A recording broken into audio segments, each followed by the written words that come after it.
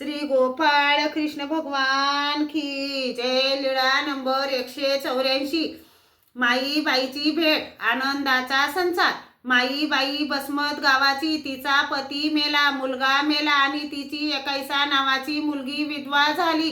दुसरी मुलगी जसमाईसा, तिला बिचारीला कावरे लागले, धनसंपत्तीही गेली, अशी दुःखीस्त झाली. मग माईबाईने ठरवले, आता एकीला पोटाशी बांधीन, एकीला पाठीशी बांधीन आणि द्वारकेला जाऊन समृद्धात उडी टाकीन. म्हणून ती द्वारकेला निघाली. पैठणपर्यंत आली. तेथे सारंग पंडित तिचे भाचे होते, त्यांना भेटली. सारंग पंडितांनी सांगितले, माईबाई, तुम्ही द्वारकेला जात आहात तर वेरूळवरून जा. तेथे आमचे सर्वज्ञ आहेत, त्यांचे दर्शन घ्या.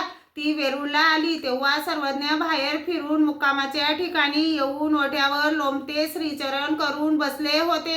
बाईसा श्रीचरण धुवत होती. अशा वेळेला माईबाई आली.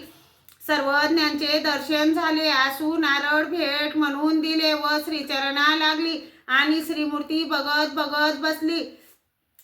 बघत जवळ बसली. सर्वज्ञांपुढे आपले सर्व दुःख सांगितले. नंतर सर्वज्ञांनी बाईसा करवी चरणोदक त्यांना देवविले.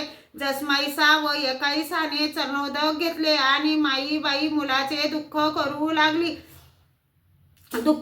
लागली. जी चांगला होता, जी गुणाचा होता, जी सर्वज्ञांनी तिचे सात्वन ऐकले. बाई, दुःख करू नका, दुःख म्हणजे पाप, दुःखामुळे नरक होतात. परत म्हणाली, चांगला होता, जी सर्वज्ञांनी म्हटले, बाई, सोन्याची फळी जरी झाली तरी ती पोटाला बांधून पुरात जाता येत नाही, कारण फळी जरी सोन्याची असली तरी माणूस बुडणारच की. एकाच्या मताने शिरसाडा पाषाणाची फळी जरी झाली तरी पोटाला बांधल्यानंतर बुडणार की. बाई, दुःख करू नका, आता मुक्कामाच्या ठिकाणी जा.